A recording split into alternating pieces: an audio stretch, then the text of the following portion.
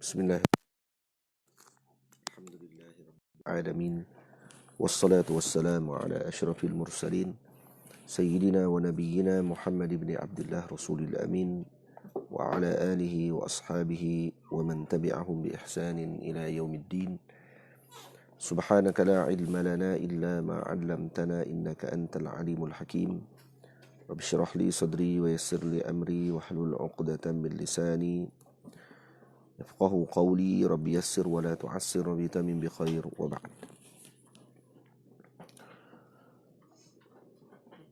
قال المصنف الشارح رحمهم الله تعالى ونفعنا بعلومهما وعلوم مشايخنا في الدارين آمين. Kita masih lagi dalam bacaan kitab Al-Jawahir Al-Lu'lu'iyah di Syarhil Arba'in An-Nawawiyah karangan Al-Imam Al-Jurdani radhiyallahu ta'ala anhu pada hadis yang ke-6. Masih dalam syarahan wa idza fasadal jasadu kulluh ala wa hiya al-qalb, dan masuk pada bahagian wa dzakara al-ulama'u anna salah al-qalbi fi 9 asya'a. Para ulama menyebut bahawa kebaikan ataupun pembersihan hati tersebut berlaku pada 9 perkara. Ahaduha atau ahadiha, boleh baca dulu. Qira'atul Qur'ani bitadabbur, membaca Al-Quran dengan tadabbur, tadabbur maknanya. Thaniha qala'ul batni bitaqlilil akli, yaitu membersihkan dan mengosongkan perut dengan cara mengurangkan makan. Jadi qala'ul batni bila disebut bitaqlilil akli bukan dengan makna tidak makan, tapi mengurangkan makan. Salisuha, yang ketiga yang boleh menyebabkan hati menjadi tumbuh dan segar, qiyamul laili bil ibadah, yaitu bangun malam dengan melakukan ibadah. Rabi'uha, yang keempat, at-tadarru'u 'inda as-sahar. Tadarru' maknanya at-taqasyu', ataupun ibtihal, kembali kepada Allah, yaitu dengan bermunajat pada waktu sahur. Qamisuha mujalasatus salihin. Yang kelima, ubat bagi hati adalah duduk dengan orang-orang soleh. Sadisuha, dan duduk dengan orang soleh tidak mesti dengan yang hidup sahaja, yang wafat termasuk sekali, kerana salihin di sini tidak dikhususkan yang hidup sahaja. Sadisuha as-sumtu amma la ya'ni, yaitu diam, tidak bercakap dengan perkara yang bukan urusannya. Sabi'uha, yang ketujuh, al-uzlatu an ahlil jahli, yaitu beruzlah, menyendiri daripada ahlil jahal, yang tidak bersama dengan orang-orang jahil. Thaminuha tarkul qawdi fin nas, ini tidak banyak bergaul dan bercampur dengan manusia. Tasi'uha, bukan tidak bergaul terus dengan manusia. Tarkul khawd finnas. Khawd maksudnya bercampur gaul dengan manusia dalam semua urusan. Tapi dia hanya bercampur gaul dengan manusia, dia bergaul dengan manusia dengan urusannya. Jual beli, hidup berjiran, yang keperluannya. Tidak lebih daripada itu. Tasi'uha aklul halali, makan yang halal, wa huwa ra'suha, ini yang paling modal utamanya. Fa innahu yunawwiru al-qalba wa yuslihuhu, karena ia akan memberikan cahaya pada hati dan memperbaiki hati tersebut. Fatuzakku bidzalika aw fatazku bidzalika al-jawariha wa tudra'ul mafasida wa tuksirul masaliha. Maka dengan sebab bersihnya hati dan bercahayanya hati seorang tersebut, maka anggota tubuhnya akan tazku, ini akan menjadi baik, dibersihkan, tudra'ul mafasida, dan akan meninggalkan yang perkara yang fasad, yang tidak baik, dan juga akan membanyakkan perkara-perkara yang baik untuk dilakukan. Tamam. Ini 9 perkara salahul qalb. Atharu aklil haram. Apa kesan makan benda yang haram? Dalam hadis ini dibincangkan tarku syubuhat, dan juga perkara yang haram lebih-lebih lagi ditinggalkan.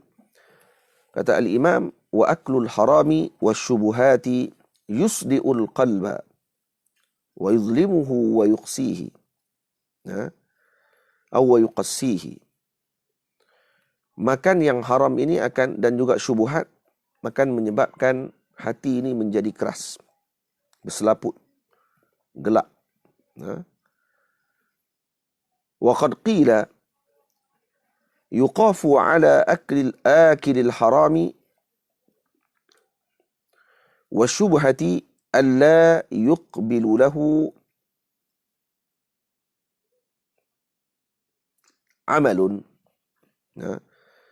Dibimbangi kepada orang yang makan yang haram dan syubhat ini tidak diterima kepada mereka amal.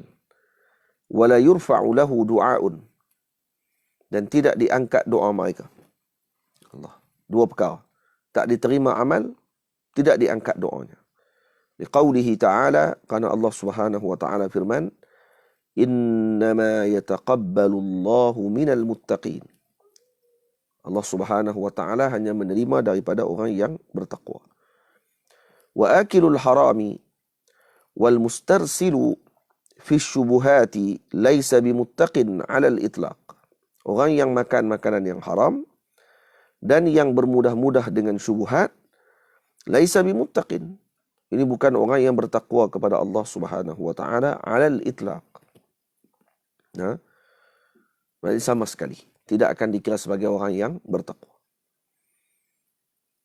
Wa qala Abu Dzar radhiyallahu ta'ala anhu, kata Sayyidina Abi Dzar Al-Ghifari, tamamut taqwa an yattaqiya Allah al-'abdu bitarki ba'dil halal maqafata an yakuna harama.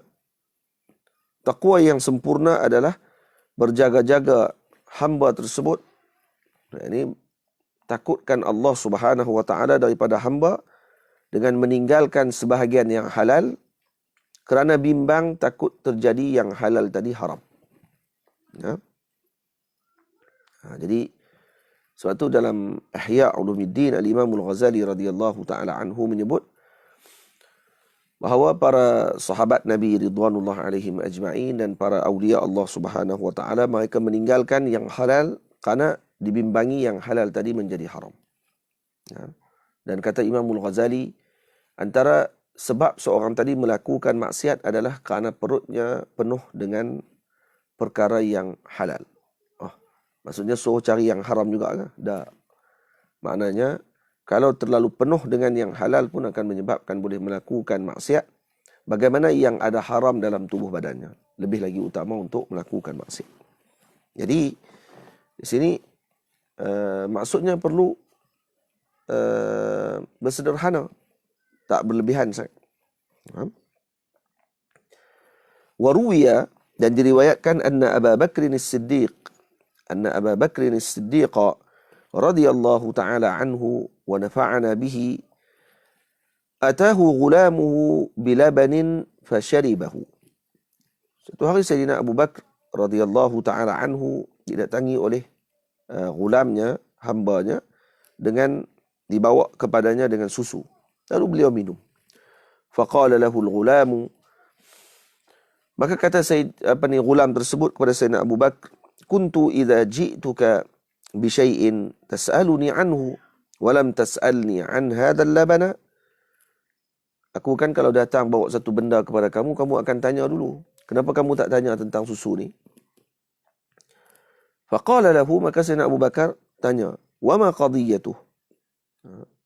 Ada apa ni? Ada apa-apa isu kah dengan susu ni? Kata Sayyidina Abu Bakar, qala raqitu qauman raq raqitu qauman raqyal jahiliyati bi fathir ra'i wa sukunil qaf. Maksudnya aku telah ruqitu qauman raqyal jahiliyati. Aku telah meruqyah. Dengan ruqyah apa? Dengan ruqyah jahiliyah. Maksud dengan mentera. Ini bukan dengan baca ayat Quran, bukan baca hadis. Yang doa-doa yang Nabi ajar. Tak. Ataupun doa yang dibenarkan untuk dibaca. Ini dibaca dengan mentera jahiliyah. Fa'atuni hadha. Maksudnya, Ghulam ni kata, aku satu hari telah mengubat seorang lelaki ni dengan membaca mentera jahiliyah. Kemudian mereka bagi kepada aku susu ni. Falamma sami'a dhalik, bila mana Sayyidina Abu Bakar mendengar tentang itu, ajhada nafsahu hatta taqaya'ahu wa qala Allahumma hadha maqdirati fama baqiya fil uruqi fa anta habastah. Ya Allah, kata beliau, lepas dia dah sungguh-sungguh ni, dengar-dengar tu terus muntah. Dan dipaksa dirinya untuk muntah keluarkan kembali susu tersebut. Maka apa kata Sayyidina Abu Bakar berdoa kepada Allah, ya Allah, ini adalah kemampuanku yang aku mampu laku. Maksudnya ni aja aku boleh buat. Yang dikeluarkan sebahagiannya. Fama baqiya fil uruq, yang telah masuk ke dalam salur darahku, ya Allah, fa anta habastah. Maka engkaulah yang berhak untuk menahannya daripada mengalir ke dalam tubuh badanku. Sampai macam tu sekali. Faqila lahu, maka dikatakan kepada Sayyidina Abu Bakar, akullu dhalika fi syarbatin? Adakah ni semua disebabkan kerana satu kali tegukan sahaja? Faqala wallahi law lam takhruj illa bi nafsi la akhrajtuha. Kalaulah, demi Allah, kata Sayyidina Abu Bakar, tidak dikeluarkan minuman ini yang masuk ke dalam tubuhku ini, melainkan dengan jiwaku, maka aku akan keluarkan dia. Ini maksudnya sungguh-sungguh beliau ingin keluarkan perkara tersebut. Sami'tu Rasulullah sallallahu alaihi wasallam yaqul, karena aku mendengar Rasulullah sallallahu alaihi wasallam bersabda, kullu lahmin nabata min haramin aw nabata min suhtin fannaru awla bih. Makanan, setiap daging yang tumbuh daripada makanan yang haram, maka neraka lebih utama baginya. Faqashitu an yanbuta syai'un min jasadi min hadhihi al-jur'ah atau jar'ati. Aku bimbang akan tumbuh daripada tubuh badanku ini, daripada satu tegukan ataupun satu bekas minuman tersebut dengan sesuatu yang haram, menyebabkan akan masuk ke dalam neraka Allah Subhanahu wa taala. Sedangkan Sayyidina Abu Bakar ma'ruf, ini yang paling utama setelah para anbiya alaihi wassalatu wassalam adalah beliau. Pun macam tu menjaga-jaga dengan perkara ni. Wa fi riwayatin, dalam riwayat disebutkan, annahu qala li ghulami, satu hari Sayyidina Abu Bakar bertanya kepada salah seorang daripada hambanya, hal indaka syai'un, kamu ada sesuatu? Faqala na'am, qita'atu lahmin. Na'am, qita'atu lahmin. Qita'atu lahmin nak i'rab apa?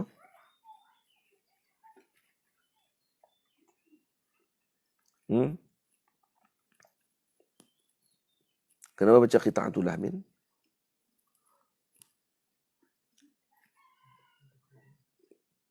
Mudah-mudah pilih. Lepas tu jadi apa? Nasib.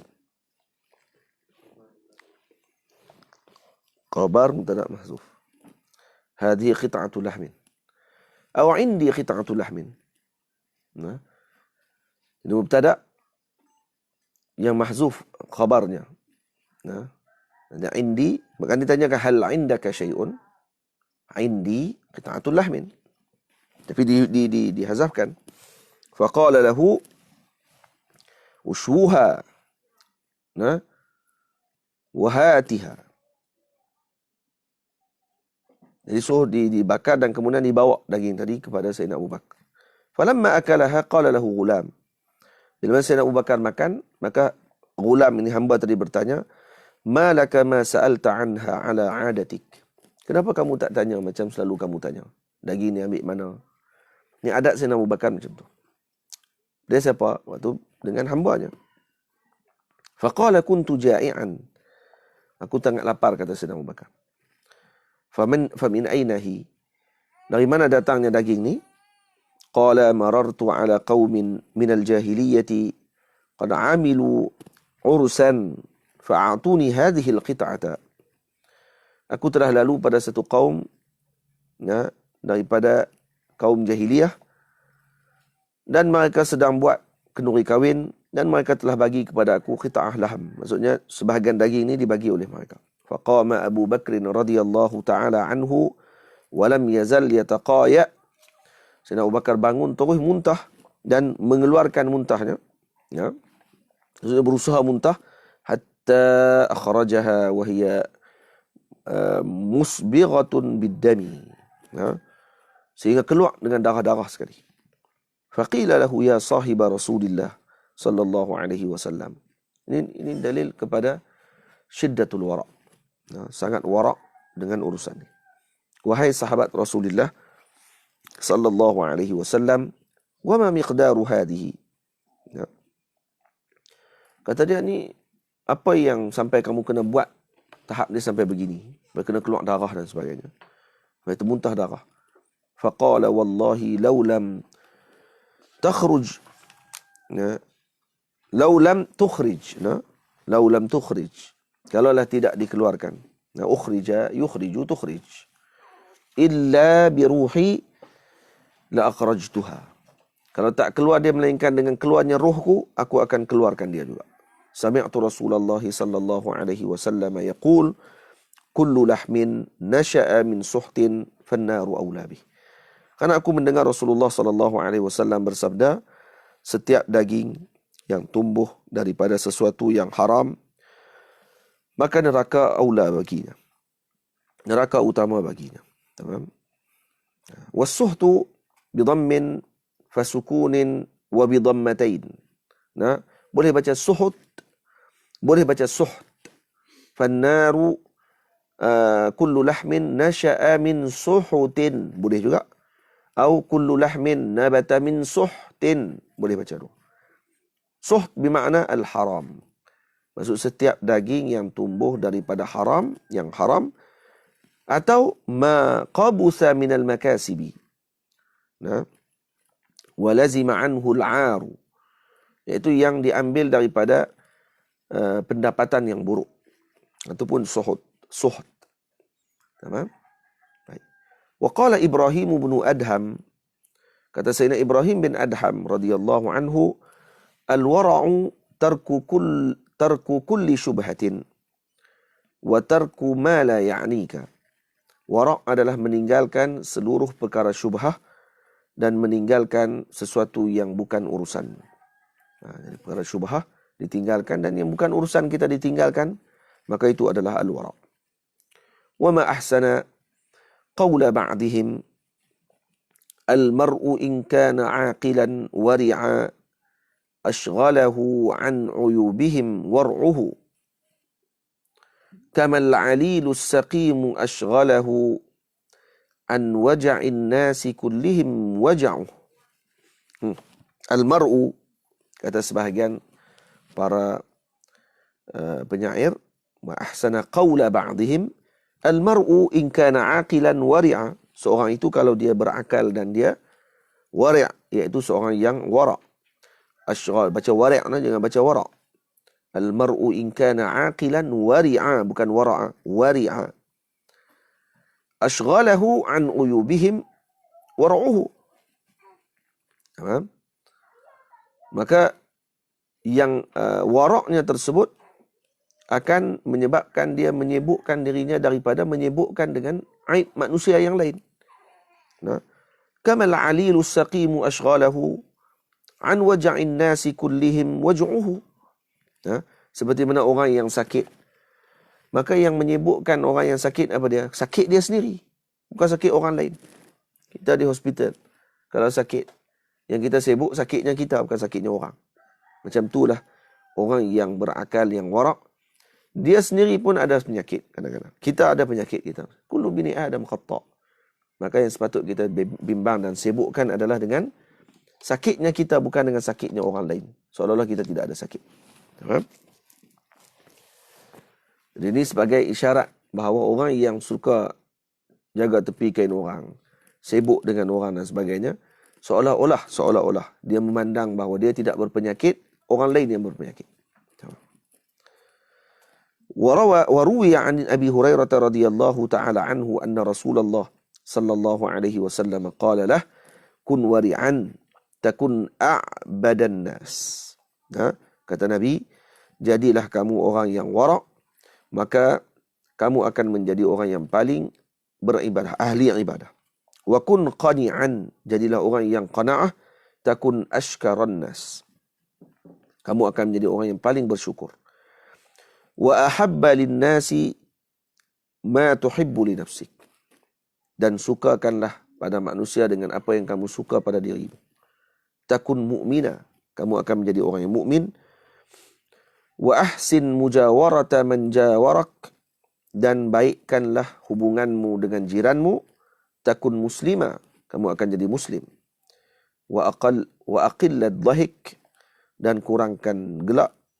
Fa inna kathrata dhahiki tumitul qalba, karena membanyakkan gelak itu akan menyebabkan matinya hatimu.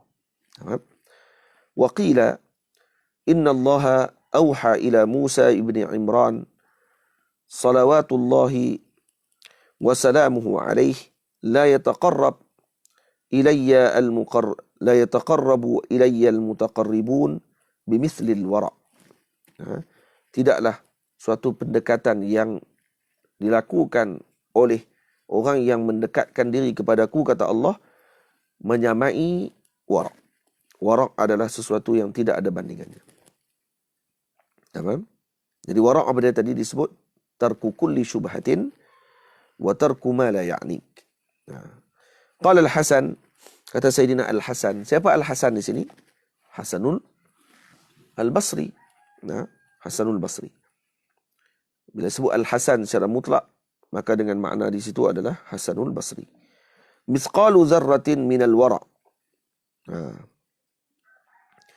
Maksudnya satu mithqalu zarrah, sebesar zarrah warakmu ataupun adanya warak, khairun min alfi mithqali zarratin minas sawmi was salah. Lebih baik daripada 1000 zarrah. Maksudnya dengan berat timbangan puasa dan juga solat. Maksudnya satu timbangan kecil daripada warak itu lebih utama daripada timbangan yang berat bagi puasa dan juga solat. Wa ru'iya Sufyanu Ats-Tsauri fil manam. Seorang telah bermimpi bertemu Sufyan Ats-Tsauri dalam tidur. Walahu janahan akhdaran yatiru bihima min syajaratin ila syajarah. Dia ada 2 sayap yang berwarna hijau yang berterbangan daripada pokok ke pokok di dalam syurga. Faqila lahu bima nilta hadha? Qala bil wara'. Kata beliau, macam mana kamu boleh dapat 2 sayap ni? Maka kata beliau, dengan wara'. Allah. Latifatun, ini ada kisah yang menarik. Fi maratibil wara', martabat wara'. Qila inna wara'al awami, waraknya orang awam bagaimana? Tarku syubuhati, meninggalkan perkara syubhat, itulah waraknya orang awam. Wa amma wara'ul qawas, manakala waraknya orang qawas, fahuwa sihhatul yaqin, yaitu benar yakinnya. Wa kamalut ta'alluqi bi rabbil alamin, sempurna keterikatannya dengan Tuhan yang Maha Kuasa, Tuhan sekalian alam. Wa adamur rukuni ila ghairi, dan tidak bersandar kepada sesuatu yang lain. Kama hukiya an ba'dihim, seperti yang dihikayatkan daripada sebahagian ulama khawas, annahu qal, dia berkata, orang ni katalah ba'du ni, kharajtu min Baghdad uridul Mawsila. Satu hari saya keluar daripada Baghdad menuju ke Mawsil. Mawsil adalah nama tempat. Fabainama ana asiru, sedang saya dalam perjalanan, fa idza bid-dunya qad 'uridat 'alayya bi'izziha wa jahiha wa rif'atiha. Wa marakibiha wa malabisiha wa zinatiha wa mushtahayatiha fa'aradtu anha. Allah. Masa dalam perjalanan tu diperlihatkan kepadaku dengan seluruh keindahan dunia. Allahu a'lam, mungkin di dalam alam misal ataupun dalam alam syahadah yang dia lihat ataupun alam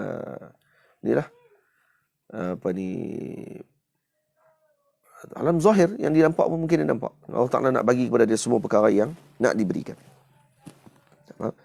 Fa'aradtu anha, aku berpaling daripada semuanya. Diperlihatkan kepada aku keagungan, kedudukan, dengan kenderaan, dengan pakaian, dengan perhiasan, dengan segala perkara yang diinginkan oleh nafsu. Fa'aradtu anha, aku berpaling.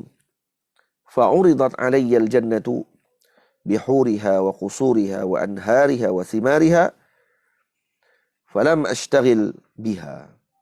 Dan diperlihatkan kepadaku dengan syurga. Dan syurga tu pula dengan bidadarinya, dengan qusur, dengan istananya, dengan sungai-sungainya, dengan buah-buahan syurganya. Falam ashtaghil biha, dan aku tidak menyibukkan dan membimbangkan diriku dengan perkara tersebut. Pun dia tak kisah pun. Ni syurga. Tak lihat dunia. Kok dunia tolak tak apalah, syurga terima. Tak, syurga pun dia kata lam ashtaghil biha. Saya tak bimbang dengan perkara itu dan saya tidak menyibukkan diri dengan perkara tadi. Faqila li, maka dikata kepadaku, law waqafta ma'al ula. Maka kata suara. Ini biasanya awliya Allah Subhanahu wa taala akan mendengar hatif. Hatif ni apa dia? Mungkin suara malaikat Allah Subhanahu wa taala yang berbicara dengan dia pada ketika tersebut. Walau waqafta ma'al ula, kalau kamu berhenti dengan yang pertama, la hajabnaka 'anis tsaniyah, maka kami akan tutup kamu daripada yang kedua, iaitu syurga. Walau waqafta ma'as tsaniyah, tapi kalau kamu terhenti pula dengan yang kedua, iaitu syurga semata-mata, la hajabnaka 'anna, maka kami akan tutup kamu daripada kami. Tutup kamu daripada Allah. Faha nahnu lak wa qastuka ay nasibuka minad daraini ya'tika. Ha nahnu laka. Maksudnya, ya sekarang kamu bersama dengan siapa? Bersama dengan kami. Yakni bersama dengan Rabbul Alamin. Wa qistuka ay nasibuka. Maka habuan bagimu apa dia? Minad darain, daripada dua negeri ini, iaitu dunia dan akhirat. Ya'tika, akan datang kepada kamu nanti. Maksudnya, saya berpaling daripada kedua-duanya kerana Allah, maka Allah memberikan kedua-duanya. Faham? Ini maqam al-qawas. Sebab tu orang yang khawas, dia bukan hanya warak kepada yang syubhat sahaja. Dia juga warak hatta dengan syurga. Yang dia tak akan terpengaruh dan juga tak akan terlalai dengan perkara tersebut daripada Rabbil Alamin. Ini dalil menunjukkan bahawa siapa? Ahli syurga Allah Ta'ala, yang kita duk dengar cerita dalam syurga penuh dengan nikmat dan sebagainya, tetap mereka tidak akan melupakan Rabbun Ni'mah. Tuhan pemilik nikmat tersebut. Ini Allah Subhanahu wa taala. Bukan masuk syurga maknanya terus tenggelam dengan kenikmatan dan sampai tak ingat apa. Tak. Mungkin awam lah kot. Awam ahli jannah. Orang awam masuk syurga. Hak tu yang dia teringin nama lah. Dia duk buat amal di dunia ni kerana apa? Kerana nak masuk syurga Allah Ta'ala. Sekat tu saja. Dia boleh masuk syurga, alhamdulillah. Mungkin ketika masuk dalam syurga nanti akan berubah pandangan tersebut. Tapi khawas ahli jannah, apatah lagi Sayyidina Rasul SAW, sudah tentu keadaan mereka berbeza dengan kita semua. Tentulah memang berbeza. Tak akan sama fikiran mereka dengan kita. Jadi jangan duk bayang dalam syurga ni, nikmat dalam syurga. Maknanya kamu akan tengok perkara-perkara yang digambarkan oleh orang-orang yang otaknya lucah. Nampak bidadari segak, bidadari cantik. Lepas tu kalau sebut pula pasal bidadari, seorang sampai 70 bidadari. Jadi kalau bersama dengan bidadari tersebut, tidak keluar air mani, yang keluar hanya macam angin yang wangi. Jadi duduk bayang dalam syurga ni, tiap-tiap hari jimat je lah. Nah, ni lepas ni jimat, tak lagi jimat lagi, tak lagi jimat lagi. Dia ingat tu je kot. Nah.